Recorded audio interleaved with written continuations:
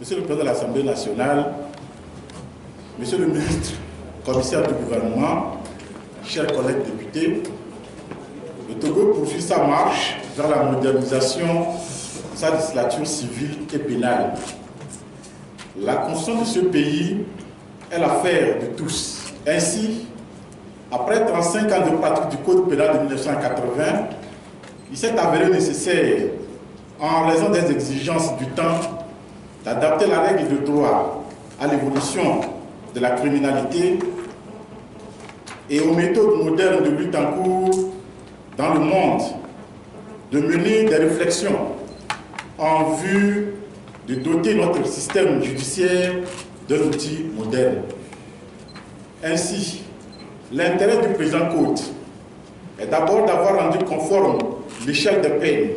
issues des dispositions pénales spéciales des textes sectoriels, d'avoir actualisé en intégrant les dispositions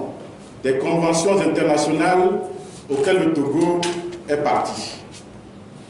d'avoir unifié toutes ces dispositions pour une accessibilité plus aisée à la règle du droit. Le nouveau code pénal a donc l'avantage de réaménager les peines pour plus de cohérence avec les sanctions et les gravités des infractions. Les nouvelles dispositions qui tendent à faire en sorte que le régime d'exception de la peine de privation de liberté tienne compte de la protection de la société, tout comme la nécessité de préparer l'insertion ou la réinsertion du détenu, lui donne la chance de ne plus rechuter et de mener une vie responsable sont autant de mesures qu'il faut saluer et soutenir. Ainsi, le nouveau code qui est soumis à notre approbation, comme outre l'harmonisation des peines, a pris donc en charge l'aspect social par la régulation des écarts entre les différentes peines, par l'introduction des maxima et des minima, afin de donner une nouvelle chance de réussite à tout détenu. Le gouvernement togolais, à travers ce texte, affirme sa volonté de faire entrer définitivement notre pays dans le monde moderne où les principes fondamentaux fondés sur le respect des droits de l'homme est la chose la mieux partagée par la communauté des États. C'est dans cet esprit que la réclusion à temps est retenue, tout comme l'intégration des infractions relatives à la corruption, à la traite des personnes et les dispositions pénales de l'OADA.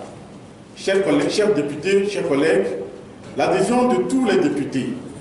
à ce projet de loi portant un nouveau code pénal est un devoir, une responsabilité citoyenne qui pèse sur chacun de nous. Ainsi, les vocables de notre hymne togolais « Viens, bâtissons la cité » résonnent une fois de plus dans notre conscience d'homme politique, soucieux de léguer aux générations futures un Togo où la sécurité juridique et judiciaire est garantie pour tous. C'est dans cet esprit patriotique que j'invite les députés du groupe parlementaire uni à se prononcer favorablement pour l'adoption du projet du nouveau texte portant nouveau code pénal qui nous est soumis. Je vous remercie.